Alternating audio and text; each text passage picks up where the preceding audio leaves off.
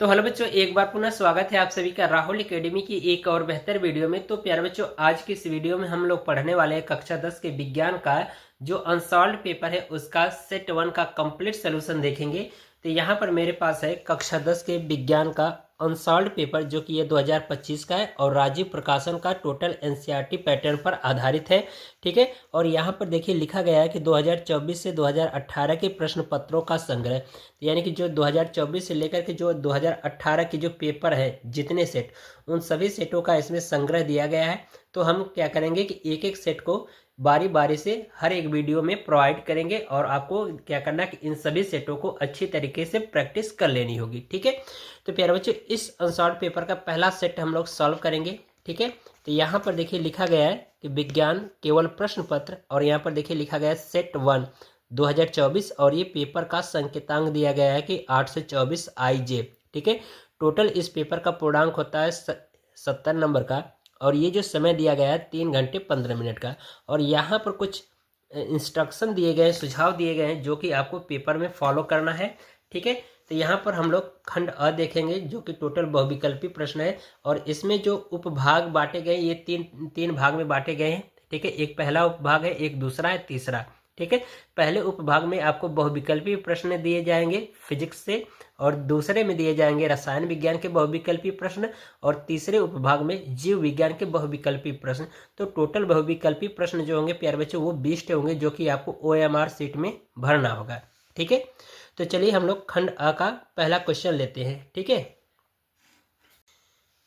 तो यहाँ पर पहला प्रश्न देखेंगे। इसमें कहा जा रहा है कि उत्तल दर्पण से प्रतिबिंब सदैव बनता है। ऑप्शन आपको दिया गया है कि वक्रता केंद्र तथा फोकस के बीच, दूसरा ऑप्शन दिया गया है वक्रता केंद्र तथा अनंत के बीच, और तीसरा ऑप्शन दिया गया है ध्रुव तथा फोकस के बीच, और चौथा जो ऑप्शन दिया गया है कह रहा है कहीं भी बन सकता है, वस्तु की स्थिति पर निर्भर करता है। तो ऐसा कुछ होता नहीं है प्यारे बच्चों। इसका जो ऑप्शन नंबर सी सही होगा, जो कि इसका जो प्रतिबिंब बनता है उत्तल दर्पण में सदैव ध्रुव और फोकस के बीच में बनता है। ठीक है, अब इसके बाद देखिए यहाँ पर कहा जा रहा है दूसरे प्रश्न में कि जब प्रकाश किरणें एक माध्यम से दूसरे माध्यम में जाने पर अभिलंब से दूर हटती हैं, तो ये कब होता है प्यारे बच्चों कि जब कोई प्रकाश किरण क्या होती है सघन माध्यम से विरल माध्यम में आती है, तब वो क्या होती है अभिलंब से दूर हटती है। अगर वह विरल माध्यम से सघन माध्यम में आती है तो अभिलंब की ओर झुकती है। तो यहाँ पर पूछा जा रहा है कि अभिलंब से दूर हटती है तो वह माध्यम क्या होगा। ऑप्शन नंबर आपका ए सही होगा, सघन माध्यम, यानी सघन माध्यम से विरल माध्यम में प्रवेश करेगी। ठीक है, अब इसके बाद तीसरी पॉइंट देखिए, यानी क्वेश्चन कहा जा रहा है कि एक उत्तल लेंस की फोकस दूरी 15 सेंटीमीटर। ठीक है, फिर कहा जा रहा है इससे 30 सेंटीमीटर की दूरी पर स्थित वस्तु का प्रतिबिंब बनेगा। ठीक है, तो ये क्वेश्चन है, इसको सॉल्व करके हम लोग देखेंगे। तो फोकस दूरी देखिए कहा जा रहा है कितना 15 सेंटीमीटर है। लेंस कैसा है, उत्तल लेंस, तो उत्तल लेंस जो होता है उसका जो फोकस दूरी यानी कि किधर दाएं साइड होता है। ठीक है, तो इसलिए क्या हो जाएगा, ये जो दूरी होगी प्लस में ले जाएगी, और ये वो आपका वस्तु है तो वस्तु की दूरी है तो ये हमेशा बाएं साइड रहती है तो माइनस में रखी जाएगी। ठीक है, तो यहाँ पर इसको सॉल्व करेंगे। ठीक है, तीसरा क्वेश्चन है और फोकस दूरी आपको दिया है 15 सेंटीमीटर, तो यानी F बराबर आपको मिला 15 सेंटीमीटर, और U बराबर आपको कितना दिया गया है 30 सेंटीमीटर। तो ये लिखेंगे -30, क्योंकि वस्तु की दूरी हमेशा माइनस में होती है। ठीक है, तो लेंस सूत्र से, ठीक है, तो लेंस सूत्र होता है 1/F बराबर 1/V माइनस 1/U।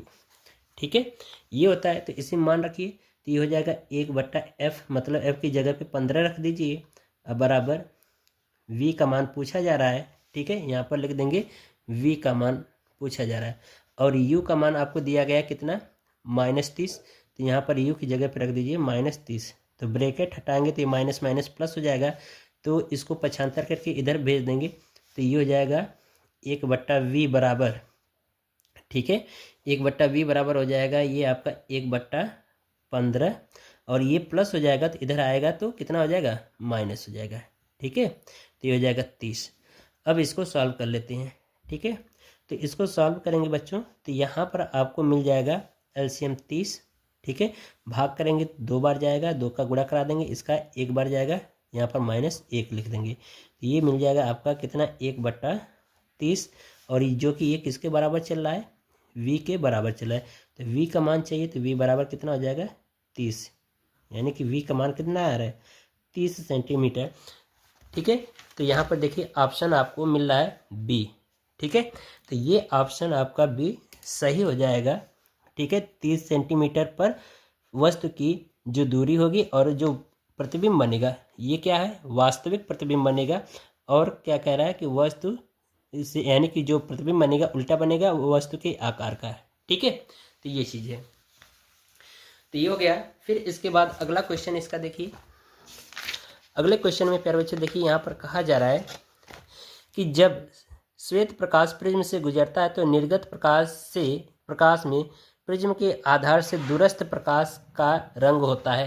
तो ये आपको मैंने जब प्रिज्म पढ़ाया था, ठीक है, प्रिज्म में बताया था कि प्रकाश का वर्ण विक्षेपण। तो ये प्रिज्म देखिए, तो ये प्रिज्म का क्या होता है, आधार होता है।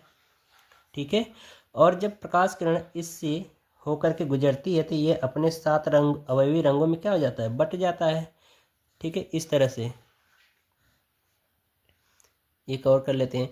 तो यहाँ पर सबसे नीचे होता है बैगनी और ऊपर होता है लाल। ठीक है, यानी रेड। तो कहा जा रहा है कि आधार से, कहा जा रहा है प्रश्न में देखिए कि आधार से दूरस्थ प्रकाश का रंग होता है, यानी कि आधार से कौन दूर रहता है, स्थित होता है। तो आधार से कौन स्थित है, लाल रंग आधार से सबसे दूर स्थित होता है। तो इसलिए इसका ऑप्शन नंबर कौन सही हो जाएगा, ए सही हो जाएगा। ठीक है, यानी लाल रंग। फिर इसके बाद देखिए कहा जा रहा है कि एम्पियर सेकंड किसका मात्रक होता है। तो एम्पियर सेकंड जो प्यारे बच्चों मात्रक होता है वो किसका होता है, आवेश का होता है। तो ऑप्शन नंबर सी सही हो जाएगा। अब कैसे आवेश का होता है इसको भी देख लेते हैं। ठीक है, तो यहाँ पर देखिए फार्मूला होता है धारा आई बराबर क्या होता है, क्यू बट्टा टी। ठीक है, तो ये हम क्या करेंगे, टी का गुणा करा देंगे तो क्यू बराबर क्या हो जाएगा, आई इंटू टी। तो आई मतलब धारा का मात्रक एम्पियर, टी का मतलब समय का मात्रक सेकंड। तो ये हो जाएगा एम्पियर सेकंड। तो एम्पियर सेकंड किसका मात्रक होगा, यहाँ पर आवेश का होगा। ठीक है, तो ऑप्शन नंबर आपका सी सही हो जाएगा। अब इसके बाद प्यारे बच्चों 6वें क्वेश्चन में कहा जा रहा है, यहाँ पर देख सकते हो, कहा जा रहा है कि एक सेल से R1 तथा R2 दो प्रतिरोधों के तार समांतर क्रम में जोड़े जाते हैं। कह रहा है कि यदि उनमें धाराएं क्रमशः I1 तथा I2 प्रति सेकंड उत्पन्न, ठीक है, उष्माएं क्रमशः H1 तथा H2 हो तो उष्माओं का अनुपात क्या होगा। ठीक है, तो इसमें ऑप्शन नंबर आपका ए सही हो जाएगा। अब ए कैसे सही होगा इसको देख लेते हैं। ठीक है, तो इसमें देखिए सॉल्व करेंगे इसको। तो इसका जो क्वेश्चन है वो 6ठा है। इसमें कहा जा रहा है कि जो प्रतिरोध हैं वो क्या है, समांतर क्रम में जुड़े हैं। तो दो प्रतिरोध हैं, मान लेते हैं ये R1 है और ये R2 है। ठीक है, ये कौन से क्रम में जुड़े हैं, समांतर क्रम में। और इसको हम क्या करें, एक बैटरी द्वारा जोड़ दे रहे हैं। तो जब बैटरी द्वारा जोड़ेंगे तो इसमें क्या होगी, धारा प्रवाहित होगी। ठीक है, तो ये V वोल्ट की बैटरी है। तो इसमें देख रहे हो कि धाराएं बढ़ जाएंगी, तो इसमें I1 चली जाएगी और इसमें R2 में I2 धारा आ जाएगी। और यही धारा कहाँ पर, यहाँ पर मिल जाएगी। ठीक है, तो इस तरह से अब देख रहे हो कि अगर इसमें हम ओम के नियम से देखें, ठीक है, तो यहाँ पर लिखेंगे ओम के नियम से। तो ओम का नियम क्या है प्यारे बच्चों, कि V बराबर I इंटू आर। ठीक है, तो I इंटू आर होता है। तो हम क्या करेंगे, यहाँ पर इनके V का मान निकालें। तो V का मान देखो समांतर क्रम में जुड़ा है, तो दोनों प्रतिरोधों के लिए V का मान क्या होगा, समान होगा। तो हम लिख सकते हैं V बराबर पहले प्रतिरोध के लिए क्या हो जाएगा, I1 R1 बराबर I2 R2 हो जाएगा ओम के नियम के अनुसार। अब इसके बाद हमें उष्मा का अनुपात पूछा है, तो सूत्र होता है H बराबर I स्क्वायर R। ठीक है, उष्मा यानी H बराबर क्या होता है, I स्क्वायर R होता है। तो यहाँ से इनका उष्मा के लिए यानी कि पहले प्रतिरोध के लिए उष्मा का मान निकाल लेते हैं। तो ये हो जाएगा H1 बराबर I1 स्क्वायर इंटू R1। और दूसरे प्रतिरोध के लिए उष्मा का मान निकाल लेते हैं। तो ये हो जाएगा I2 स्क्वायर R2। अब यहाँ से देखो हम क्या कर रहे हैं कि I1 और I2 का अनुपात निकालें। तो इसका अगर हम क्या करेंगे, अनुपात निकालेंगे तो इसका इधर भाग कराएं, इसका इधर। तो ये हो जाएगा I1 बटा I2 बराबर ये हो जाएगा आपका R2 बटा R1, ये हो जाएगा। तो अब इनका क्या करें, भाग करा दें दोनों समीकरणों का। इसको मान लें समीकरण 1 और इसको मान लें 2। ठीक है, तो इनको हम क्या करें, भाग करा दें। तो equation number 1 divide by equation number 2। तो ये हो जाएगा आपका H1 बटा H2 बराबर I1² बटा I1² इंटू R1 बटा I2² R2। ठीक है, हमने क्या किया, I1 बटा I2 का मान निकाल लिया, तो इसकी जगह पे लिख सकते हैं हम लोग H1 बटा H2। ठीक है, H1 बटा H2 की जगह पर इसको स्क्वायर के रूप में, तो इसको भी स्क्वायर के रूप में रखेंगे, तो ये हो जाएगा R2 का स्क्वायर बटे R1 का स्क्वायर गुणे ये हो जाएगा R1 बटा R2। तो एक R2 यहाँ से, एक R1 यहाँ से कट जाएगा, तो ये बचेगा आपको ऊपर R2 बटा R1। ठीक है, तो इनका अनुपात देख लिया जाए, तो ये हो जाएगा H1 अनुपात H2 बराबर हो जाएगा R2 अनुपात R1। ठीक है, तो ये चीज़ हमारा फाइनल आंसर मिला है। तो इसलिए यहाँ पर जो ऑप्शन आपका क्या सही हो जाएगा, ये सही हो जाएगा, H1 बटा H2 बराबर R2 अपॉन R1। ठीक है, अब यहाँ पर देखिए साथ में कहा जा रहा है कि चुंबकीय क्षेत्र की तीव्रता का मात्रक बताइए। ठीक है, तो मात्रक होता है न्यूटन प्रति एम्पियर मीटर, तो ऑप्शन नंबर बी सही हो जाएगा। अब कैसे होगा इसको देखो, एक फार्मूला होता है, हमें पता है कि F बराबर क्या होता है, F बराबर होता है IBL। ठीक है, ये फार्मूला होता है। तो हमें यहाँ पर चुंबकीय क्षेत्र भी है, तो मान इसका चाहिए, तो हम I और L का भाग करा देते, B बराबर क्या हो जाएगा, F बटा IL। अब F क्या है, यहाँ पर बल है, तो बल का मात्रक न्यूटन, I है तो इसका मात्रक क्या होगा एम्पियर, और लंबाई है तो इसका मात्रक मीटर। तो इसको हम कह सकते हैं कि न्यूटन प्रति एम्पियर मीटर। तो चुंबकीय क्षेत्र का मात्रक क्या मिला, न्यूटन प्रति एम्पियर मीटर। ठीक है, तो इसलिए इसका ऑप्शन नंबर बी सही हो जाएगा, न्यूटन प्रति एम्पियर मीटर। अब देखिए उपभाग 2, यानी कि यहाँ से अब रसायन विज्ञान का पार्ट शुरू होता है। तो इसमें पूछा जा रहा है कि मेथेन का संरचनात्मक सूत्र है, तो इसका मेथेन का संरचनात्मक सूत्र ये होगा, क्योंकि मेथेन का जो सूत्र होता है वो होता है CH4। ठीक है, तो एक कार्बन 4 हाइड्रोजन है, तो ये हमारा ऑप्शन नंबर बी सही हो जाएगा। ठीक है, बाकी इसमें पूछा जा रहा है कि निम्न में सजातीय श्रेणी है, तो निम्न में सजातीय श्रेणी इसमें से पूछा जा रहा है, तो ये इसमें से जो आपका ऑप्शन सही होगा वो होगा बी, ये CH4, फिर इसके बाद C2H6 आएगा, क्योंकि यहाँ पर पहले कार्बन 1 शुरू होगा, फिर 2 शुरू होगा, फिर 3 4 5 ऐसे बढ़ता जाता है। और यहाँ पर देखो सब कुछ सेम है, लेकिन बस ये क्या 2 शुरू हुआ फिर बाद में 1 आया, तो ऐसा नहीं होना चाहिए। तो यहाँ पर पहले 1 से शुरू होगा, फिर 2 से, फिर 3 से, 4 से ऐसे जाएगा, तो इसलिए ऑप्शन नंबर 20 सही होगा, CH4, C2H6 हो जाएगा। फिर इसके बाद देखिए 10वें में पूछा जा रहा है कि लेड नाइट्रेट का रासायनिक सूत्र लिखिए। तो इसका लेड नाइट्रेट का जो रासायनिक सूत्र होता है प्यारे बच्चों, वो होता है PbNO3 का होल ट्वाइस, यानी Pb फिर NO3 का होल ट्वाइस होता है, तो इसलिए ऑप्शन नंबर ए सही हो जाएगा इसका। ठीक है, फिर इसके बाद देखिए 11वें में कहा जा रहा है कि शुद्ध जल का pH मान कितना होता है, तो प्यारे बच्चों ये सभी को पता होगा कि यानी कि 7 होता है, तो ऑप्शन नंबर कितना सही हो जाएगा, सी। फिर कहा जा रहा है कि एंटी मनी है। एंटी मनी क्या है प्यारे बच्चों, इसमें पूछ रहा है कि धातु है कि अधातु है कि उपधातु है कि मिश्र धातु है। तो प्यारे बच्चों जो एंटी मनी होता है वो हमारा उपधातु होता है, तो ये ऑप्शन नंबर सी सही हो जाएगा। फिर इसके बाद देखिए कहा जा रहा है कि ये जो रासायनिक समीकरण दिया गया है इसको कह रहा है पूरा कीजिए। तो यहाँ पर देखिए पहले सह उत्पाद में जल बन गया, तो यहाँ से OH निकल गया, यहाँ से एक हाइड्रोजन निकल गया, तो ये जल बना लिया। अब बचा क्या यहाँ पर देखिए, बचा आपका CH3, ठीक है, COO। अब फिर इसके बाद यहाँ से क्या बचा C2H5, C2H5। तो ऑप्शन नंबर क्या मिल रहा है, सी मिल रहा है, तो यही हमारा क्या होगा, ऑप्शन सी सही हो जाएगा। ठीक है, अब इसके बाद प्यारे बच्चों देखिए यहाँ पर उपभाग नंबर 3 है, यानी कि यहाँ से अब जीव विज्ञान का पार्ट शुरू होता है बहुविकल्पी प्रश्न में। तो इसमें पूछा जा रहा है कि कोशिकीय प्रक्रम में ऊर्जा मुद्रा है, यानी कि ऊर्जा की मुद्रा किसे कहा जाता है। तो प्यारे बच्चों ऊर्जा की मुद्रा जो होती है उस ATP को कहा जाता है, एडिनोसिन ट्राइफॉस्फेट को कहा जाता है। ठीक है, तो ये हमारा ऊर्जा गृह होता है, ये हमारा क्या मुद्रा है या सिक्का, इसी को कहा जाता है। ठीक है, तो ये ऑप्शन नंबर बी सही हो जाएगा, ATP। पूछा जा रहा है कि पित्त, यानी कि 15वें क्वेश्चन में पित्त रस का स्राव होता है, पित्ताशय में होता है कि यकृत में, अग्नाशय में या फिर आमाशय में। तो प्यारे बच्चों जो पित्त रस का जो श्रवण होता है या स्राव जो होता है वो किस में होता है, यकृत में होता है, तो ऑप्शन नंबर बी सही हो जाएगा। फिर इसके बाद पूछा जा रहा है कि पराग कोश में होते हैं, यानी कि जो पराग कोश में क्या पाए जाते हैं, पराग कण पाए जाते हैं। ठीक है, तो इसलिए इसका ऑप्शन नंबर डी सही हो जाएगा, पराग कण। ठीक है, फिर इसके बाद पूछा जा रहा है कि पत्तियों पर कलियां विकसित होती हैं, यानी कि कौन सा ऐसा पौधा है जो कि उसके पत्तियों पर कलियां विकसित होती हैं। तो ऑप्शन आपको दिया गया पुदीना, आलू में, फिर ब्रायोफिलम, ठीक है, या फिर इनमें से सभी। तो इसमें ऑप्शन सी सही हो जाएगा। ब्रायोफिलम में क्या होता है कि इसकी जो पत्तियां होती है उस पर कलियां विकसित होती हैं, ठीक है।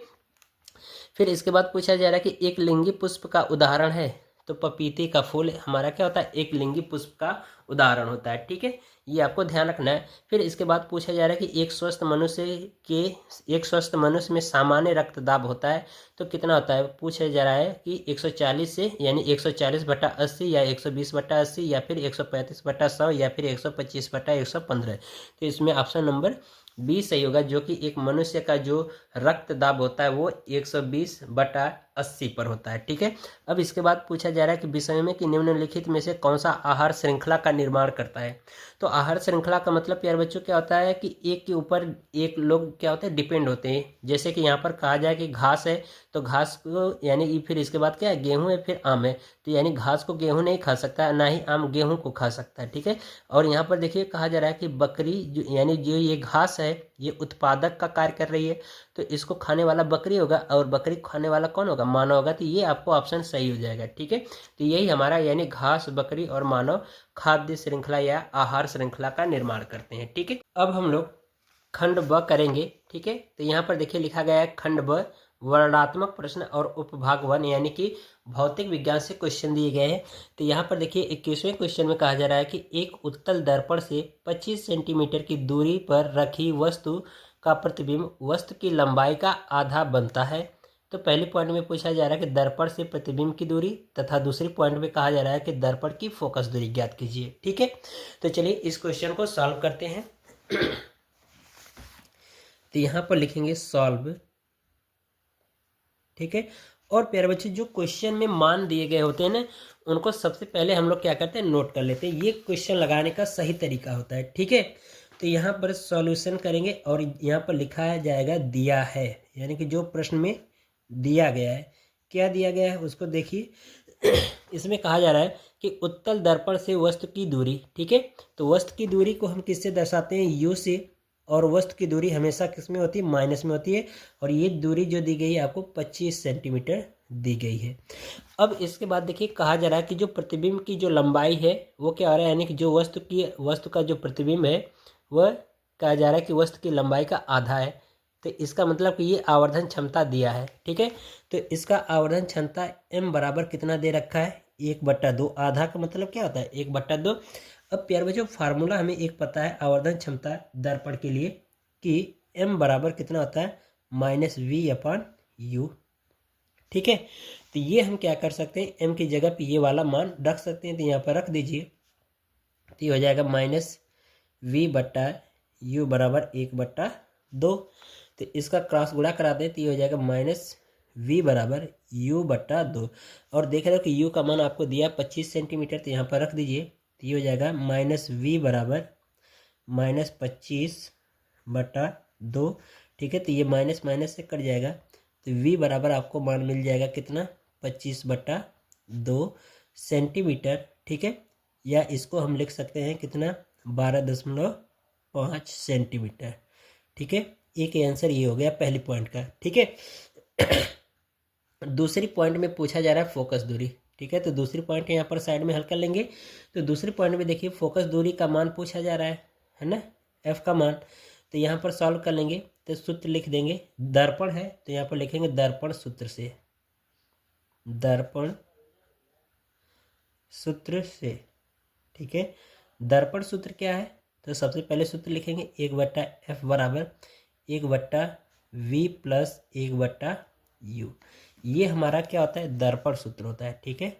सूत्र आपको जरूर लिखना होगा, ठीक है, क्योंकि सूत्र लिखेंगे तो इसके भी आपको नंबर मिलते हैं, ठीक है। तो ये हो जाएंगे 1/f, f का मान निकालना है तो यहाँ पर वैल्यू रखिए 1/v। v का मान देखिए यहाँ पर हमें पता है कितना, 25/2, तो यहाँ पर लिख देंगे 25/2 और प्लस 1/u। u का मान हमें देखिए यहाँ पर मिला है -25, तो यहाँ पर रख देंगे -25, ठीक है।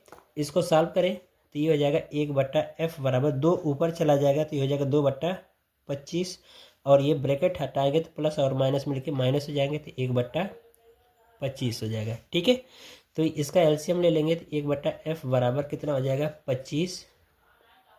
ठीक है, ये हो जाएगा 2 - 1, तो ये हो जाएगा आपका 1/25। ठीक है, तो इसका क्रॉस गुणा करा दे तो f बराबर कितना मिल जाएगा 25 सेंटीमीटर। ये आंसर मिल जाएगा। ठीक है, यही हमसे मान पूछा गया था। अब इसके बाद इसका अगला क्वेश्चन देखेंगे। बहुत ही बढ़िया क्वेश्चन था ये वाला। अगले क्वेश्चन में कहा जा रहा है कि 22वें नंबर में कहा जा रहा है कि अभिसारी किरणों के मार्ग में कहा जा रहा है कि अवतल लेंस रखने पर किरणें लेंस से 20 सेंटीमीटर पीछे अक्ष पर क्या होती है फोकसित होती है। तो 20 सेंटीमीटर लेंस से पीछे फोकसित होती है, तो यानी कि वहीं पर क्या बनाता है प्रतिबिंब बनाता है। ठीक है, इसका मतलब ये हुआ। तो कहा जा रहा है कि लेंस की अनुपस्थिति में ये किरणें कहाँ पर फोकसित होंगी कि लेंस की फोकस दूरी 30 सेंटीमीटर है। ठीक है, ये आपको पूछा जा रहा है किसका मान। तो यहाँ पर देखो v का मान दिया है, f का मान दिया है, तो आपसे क्या पूछा जा रहा है u का मान पूछा जा रहा है। तो इसको सॉल्व करते हैं। ठीक है, तो यहाँ पर जो आपका है 22वें नंबर का क्वेश्चन। ठीक है, ये 22वें नंबर का क्वेश्चन पूछा जा रहा है आपसे। इसको सॉल्व करेंगे तो पहले बात तो जो दिया गया मान है उसको नोट करते हैं। यहाँ पर लिखेंगे दिया है। ठीक है, क्या दिया गया है यहाँ पर कहा जा रहा है कि जो v है वो कितने सेंटीमीटर पीछे फोकसित होता है 20 सेंटीमीटर। तो पीछे फोकसित हो रहा है तो इसलिए प्लस में होगा, तो ये v बराबर प्लस 20 सेंटीमीटर। और कहा गया कि जो फोकस दूरी है, ठीक है, तो फोकस दूरी इसमें कितना हो जाएगा आपका माइनस में आ जाएगा। ठीक है, तो यहाँ पर हम क्या करेंगे इसको माइनस में रख लेंगे। तो कितना दिया गया 30 सेंटीमीटर, तो यहाँ पर हो जाएगा f बराबर -30 सेंटीमीटर। तो इसमें आपसे u का मान यानी वस्तु की दूरी पूछा जा रहा है। तो लेंस है तो यहाँ पे लिखेंगे लेंस सूत्र से, लेंस सूत्र से। ठीक है, लेंस सूत्र क्या है उसको लिख दें। तो 1/f बराबर 1/v। अब यहाँ पर क्या हो जाएगा माइनस हो जाएगा। अगर प्लस लगा देंगे तो दर्पण सूत्र, माइनस लगा देंगे तो लेंस सूत्र हो जाएगा। 1/v माइनस 1/u, ये u होगा। ठीक है, ये हमारा क्या हो जाएगा लेंस सूत्र हो जाएगा। अब इसी में वैल्यू सभी रख दो, तो ये हो जाएगा 1/f। f का मान देखो दिया है -30, तो ये हो जाएगा -30 बराबर v का मान दिया है 20, तो ये हो जाएगा 20। ये हो जाएगा -1/u। -1/u को इधर भेजे और इसको माइनस जो 1/30 है इसको इधर भेजे। ठीक है, तो ये हो जाएगा 1/u बराबर, ठीक है, ये हो जाएगा 1/20 माइनस 1/ माइनस इधर आएगा तो ये हो जाएगा +30। ठीक है, इसको सॉल्व कर लीजिए। ठीक है, तो यहाँ पर देखिए सॉल्व कर देंगे तो ये हो जाएगा 1/u बराबर, ये हो जाएगा क्रॉस गुणा करा देते हैं तो ये हो जाएगा 20 + 30। ठीक है, और इन दोनों का आपस में हो जाएगा तो ये हो जाएगा 600। ठीक है, इसको जोड़ दीजिए तो 1/u बराबर हो जाएगा 50/600। 100 न कट जाएगा तो ये हो जाएगा 5 × 1 = 5। ठीक है, और ये हो जाएगा 5 × 1 = 5, 5 × 2 = 10, यानी कि ये हो जाएगा 1/u बराबर 1/12, यानी u बराबर कितना आ गया 12 सेंटीमीटर। तो इसका मतलब देख रहे हो कि वस्तु की जो दूरी होती है हमेशा माइनस में होती है, क्योंकि चाहे लेंस हो चाहे दर्पण वो हमेशा बाएं साइड रखी जाती है। लेकिन यहाँ पर जो u का मान आया है वो प्लस में आया है, तो इसका मतलब ये हुआ कि ये लेंस के दूसरी साइड स्थित होगा। ठीक है, तो यहाँ पर लिख देंगे लेंस के, ठीक है, लेंस के दूसरी तरफ, ये हो जाएगा आंसर। ठीक है, बात समझ में आ रही। अब इसके बाद अगला क्वेश्चन देखिए। यहाँ पर 23वें नंबर क्वेश्चन में कहा जा रहा है कि 2 ओम 3 ओम 6 ओम के 3 प्रतिरोध को किस प्रकार जोड़ा जाए कि उसका कुल टोटल प्रतिरोध कितना मिले 4 ओम। और फिर इन्हीं तीनों प्रतिरोधों को फिर और किस प्रकार से जोड़ें कि हमें कुल प्रतिरोध का मान कितना प्राप्त हो 1 ओम प्राप्त हो। ठीक है, तो चलिए इसको सबसे पहले नोट कर लेते हैं। यहाँ पर अब हम लोग सॉल्व करेंगे 23 नंबर का क्वेश्चन। ठीक है, जो क्वेश्चन नंबर है वो 23 है। तो यहाँ पर जो दिया गया मान है सबसे पहले नोट कर लेते हैं। तो यहाँ पर लिखेंगे दिया है, ठीक है, दिया है। तो इसमें R1 बराबर आपको दिया गया है 2 ओम, ठीक है, और R2 बराबर दिया गया है आपको 3 ओम, और R3 बराबर दिया गया है 6 ओम। ये दिया गया है। अब कहा जा रहा है कि इन्हीं तीनों प्रतिरोधों को किस क्रम में जोड़ें कि पहले पॉइंट में 4 ओम का तुल्य प्रतिरोध प्राप्त हो। तो प्यारे बच्चों, हम क्या करते हैं कि पहले पार्ट में क्या कर रहे हैं कि ये 3 ओम और 6 ओम को समांतर क्रम में जोड़ दें, इसको 2 यानी कि 2 को श्रेणी क्रम में जोड़ दें। कुछ इस तरह से चित्र बना लेते हैं इसका, ठीक है। ये प्रतिरोध का चिन्ह होता है। अब यहाँ पर एक श्रेणी क्रम में जोड़ देते हैं प्रतिरोध। तो यहाँ पर जो जोड़ा गया है इसको मान लेते हैं ये R1 और ये R2, ठीक है। यहाँ पर R2 जोड़ देंगे, इसको R3, यहाँ पर R1 को जोड़ेंगे, ठीक है। तो यहाँ पर कितना जोड़ना है हमें, 3 ओम का, और यहाँ पर जोड़ना है कितना, 6 ओम का, ठीक है, और यहाँ पर जोड़ देना है 2 ओम का। तो अब इसको सॉल्व करेंगे तो हमें 4 ओम का तुल्य प्रतिरोध प्राप्त होगा। कैसे, यहाँ पर पहले इसको सॉल्व कर लेंगे। तो ये हो जाएगा 1/R1 बराबर मान लेते हैं। तो ये हो जाएगा समांतर क्रम में है, तो ये हो जाएगा 1/3 प्लस 1/6। इन दोनों का एलसीएम कितना हो जाएगा, 1/R1 बराबर एलसीएम हो जाएगा 6, ठीक है। इसका भाग करेंगे तो 2 बार जाएगा, इसका भाग करेंगे तो 1 बार जाएगा, और 1 का गुणा इसमें करा देंगे तो ये हो जाएगा कितना, 3/6। तो ये हो जाएगा 3 एकम 3, 3 दूना की 6। तो यानी कि 1/R1 बराबर कितना, 1/2, यानी कि यानी कि R1 बराबर मिल जाएगा आपको 2 ओम। तो इसका टोटल प्रतिरोध कितना मिल गया, 2 ओम मिल गया।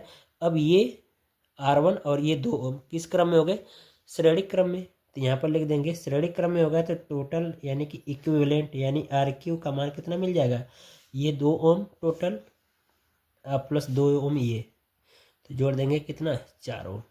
तो अतः हम ये कह सकते हैं कि 3 ओम का 6 ओम समांतर क्रम में तथा 2 ओम को श्रेणी क्रम में जोड़ना होगा, ठीक है। ये हो जाएगा। चलिए अब हम लोग इसका दूसरा पार्ट देखेंगे। दूसरे पार्ट में प्यारे बच्चों कहा जा रहा है कि जो दिया गया जो प्रतिरोध का मान है उसको हम किस क्रम में जोड़ें कि टोटल प्रतिरोध 1 प्राप्त हो, यानी कि तुल्य प्रतिरोध। तो यानी कि दूसरे पॉइंट का हल करेंगे। तो दूसरे पॉइंट में प्यारे बच्चों हम क्या करते हैं कि तीनों प्रतिरोधों को हम क्या करें, समांतर क्रम में जोड़ दें, यानी कुछ इस तरह से चित्र बना देंगे, ठीक है। इस तरह से हम क्या करें, समांतर क्रम में जोड़ देंगे, ठीक है। तो यहाँ पर नाम दे देंगे R1, ये R2 और ये R3। समांतर क्रम में जुड़ गया तो इसका मान दिया गया है आपको 2 ओम, ठीक है, और इसका दिया गया है 3 ओम, और इसका दिया गया है आपको 6 ओम। तो इन्हीं को समांतर क्रम में जोड़ देना है। तो 1/R बराबर इक्विवेलेंट तुल्य प्रतिरोध का मान निकालते हैं पहले। तो इसमें फार्मूला लग जाएगा, तो ये हो जाएगा 2 प्लस 1/3 प्लस 1/6, ठीक है। तो इनका एलसीएम प्यारे बच्चों ले लेंगे, तो ये एलसीएम जो मान निकलेगा वो टोटल कितना आएगा, इनका आ जाएगा 6, ठीक है। और इन सबको सॉल्व करेंगे या भाग देंगे तो ये हो जाएगा 3 बार, और ये चला जाएगा 1 बार। तो 1 बार का गुणा यहाँ पर हो जाएगा, ये आपका भी ये 2 बार चला जाएगा, और ये 1 बार, ठीक है। जोड़ दीजिए तो हो जाएगा आपका कितना, 6/6। तो 6 एकम 6। तो ये हो जाएगा RQ टोटल इक्विवेलेंट कितना मिला, 1 ओम का मिला। तो अतः हम कह सकते हैं तीनों प्रतिरोधों को समांतर क्रम में जोड़ना होगा,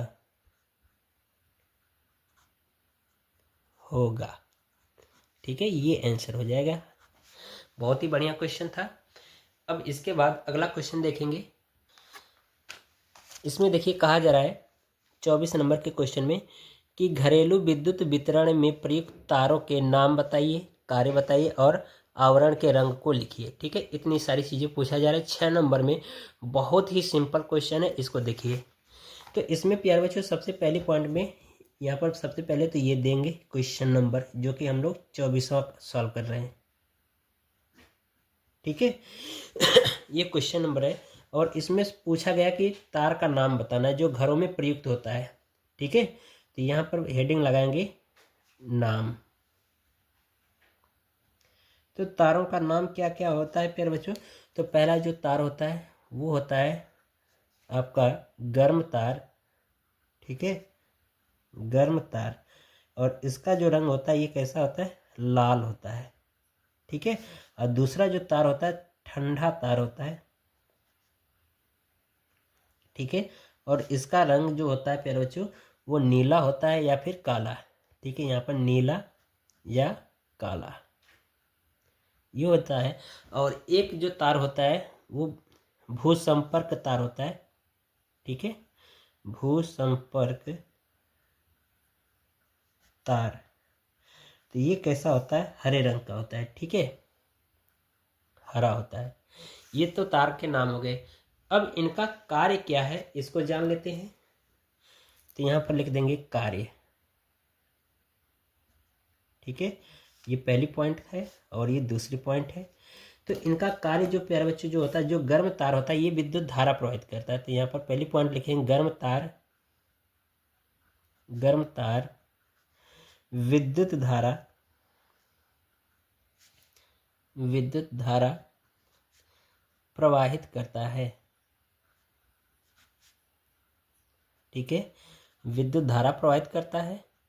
ठीक है, और जो अगला जो है ठंडा तार।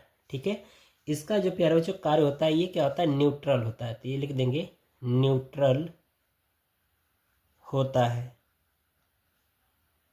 ठीक है, और तीसरा जो होता है ये क्या होता है कि ये भूसंपर्कित होता है, जो कि जमीन के अंदर गाड़ा जाता है, यानी कि एक तरह से अर्थिंग का उपयोग किया जाता है इसका। तो हम कह सकते हैं कि ये बिजली के झटके से क्या करता है? बचाव करता है। यहाँ पर लिख देंगे बिजली, बिजली के झटके से बचाव करता है। ठीक है, यानी कि एक तरह से इसको सुरक्षा के रूप में उपयोग किया जाता है। तो ये इसके कार्य हो गए। बाकी तीसरी पॉइंट में पूछा जा रहा है कि जो तार है उनका आवरण का रंग बताना है। ठीक है, तो यहाँ पे लिख देंगे आवरण का रंग, आवरण का रंग। तो आवरण का रंग कैसा होगा प्यारे बच्चों? इसका जो होता है आवरण का रंग वो कैसा होगा? काला। ठीक है, तो ये इस प्रश्न का आंसर हो जाएगा। बहुत ही सिंपल क्वेश्चन था, देखो 6 नंबर में पूछा यही। ठीक है, तो ये आपका क्वेश्चन था। बाकी जो ये अथवा वाला क्वेश्चन है प्यारे बच्चों ये आपके लिए होमवर्क है, इसको आप ट्राई करिएगा। ठीक है, अथवा वाला जो क्वेश्चन है उसमें से मैं एक बताऊंगा, बाकी दूसरा आपको स्वयं करना होगा। ठीक है, चलिए अब हम लोग उपभाग 2 देखेंगे, जो कि केमिस्ट्री का पार्ट यहाँ से शुरू होता है। तो इसमें कहा जा रहा है कि निम्नलिखित यौगिकों के संरचनात्मक सूत्र लिखिए। ठीक है, तो इसमें आपको पहले में दिया गया है मेथेनोइक, और दूसरे में कह रहा है मेथेनल, और तीसरे में कहा जा रहा है कि 1 क्लोरोप्रोपेन, तीसरे में नाइट्रोमेथेन। तो इनका हमें संरचना सूत्र बनाना है। ठीक है, तो संरचना सूत्र कैसे बनाएंगे इसको देखते हैं। ठीक है, तो यहाँ पर हम 25 नंबर का क्वेश्चन सॉल्व कर रहे हैं। ठीक है, यहाँ पर क्वेश्चन नंबर डाल देंगे 25, क्वेश्चन 25। पहला पार्ट है आपका मेथेनोइक अम्ल, सॉरी एथेनोइक अम्ल, एथेनोइक अम्ल। तो प्यारे बच्चे जो एथेनोइक अम्ल होता है इसमें जो समूह जुड़ा है वो कार्बोक्सिलिक अम्ल का होता है। तो कार्बोक्सिलिक अम्ल का जो समूह प्यारे बच्चों होता है वो कुछ ये होता है। आपको बता दूं, ये ध्यान रखना, ऑब्जेक्टिव क्वेश्चन में भी पूछा जाता है कि कार्बोक्सिलिक अम्ल का क्रियात्मक समूह क्या होता है। तो ये होता है, या इसी को कुछ इस तरह से दर्शाया जाता है। ठीक है, ये तो ये कार्बोक्सिलिक अम्ल का क्रियात्मक समूह है। अब इसमें देखिए कहा जा रहा है कि एथेनोइक, एथेन शब्द जुड़ा है तो इसका मतलब कि इसमें 2 कार्बन होंगे। ठीक है, तो एक तो ये हो ही जा रहा है, दूसरा जो कार्बन एक और इसके साथ जुड़ जाएगा। ठीक है, तो वो क्या जुड़ जाएगा यहाँ पर देखिए, तो इसका जो सूत्र हो जाएगा वो हो जाएगा CH3 और सिंगल बॉन्ड OH, ये क्रियात्मक समूह जुड़ेगा। तो ये हमारा एथेनोइक अम्ल का है। लेकिन संरचना पूछा जा रहा है तो संरचना में आपको कुछ इस तरह से दर्शा देना होगा। ये क्रियात्मक समूह की संरचना जोड़ दीजिए। ठीक है, ये वाला। अब बाकी एक जो इसके साथ 3 हाइड्रोजन जो जुड़े हैं, इनके अभी 3 इलेक्ट्रॉन भी खाली हैं, तो यहाँ पर जोड़ दीजिए। तो ये मिल गया किसका, एथेनोइक अम्ल का संरचना सूत्र। ठीक है, अब दूसरी पॉइंट में पूछा जा रहा है मेथेनल। ठीक है, दूसरी पॉइंट में मेथेनल का संरचना सूत्र पूछा जा रहा है, मेथेनल। ठीक है, मेथेनल में प्यारे बच्चों देख रहे हो कि एल्डिहाइड समूह जुड़ा है, क्योंकि एल्डिहाइड में अल जोड़ा जाता है। तो इसका एल्डिहाइड का जो क्रियात्मक समूह होता है वो कुछ ये होता है CHO, या इसी का क्रियात्मक समूह कुछ इस तरह से होता है, single bond C, double bond O और सिंगल बॉन्ड H। तो इसका मतलब इधर एक कार्बन जुड़ेगा। ठीक है, लेकिन मेथेनल है तो इसलिए यहाँ पर क्या हो जाएगा, एक यानी CH3 जुड़ जाएगा। तो यहाँ पर आप लिख सकते हैं CH3। ठीक है, तो ये हो जाएगा हमारा किसका, मेथेनल का संरचना सूत्र। या फिर अगर इसी का विस्तार करना हो तो कर दीजिए इधर, तो ये हो जाएगा H और यहाँ पर बचा 3 हाइड्रोजन, ये जोड़ दिया, लो बन गया मेथेनल का संरचना सूत्र।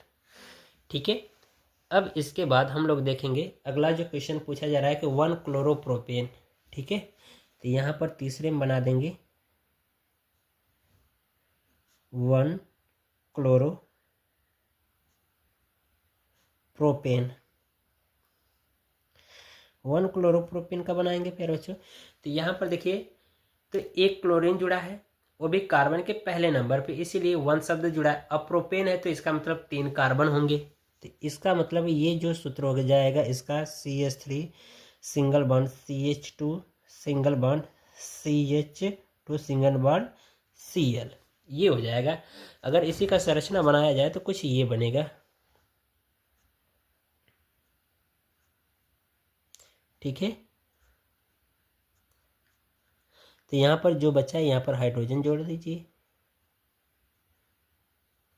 ठीक है, तो यहाँ पर देख रहे काउंट हम उधर ही से करते हैं जिधर से हमारा जो अलग से जो यौगिक जुड़ा होता है उधर से काउंट करते हैं। तो यहाँ पर जोड़िए, काउंट करिए, तो 1 2 3 हो गया। तो यहाँ पर पहले नंबर पे क्लोरीन आ रहा है तो इसलिए ये इसका नाम हो जा रहा है 1 क्लोरोप्रोपेन। ठीक है, ये चीज़ समझ में आ रहा है। अब इसके बाद इसका चौथा पार्ट देखेंगे। चौथे पार्ट को भी यहाँ पर साइड में मैं आपको बता दे रहा हूँ।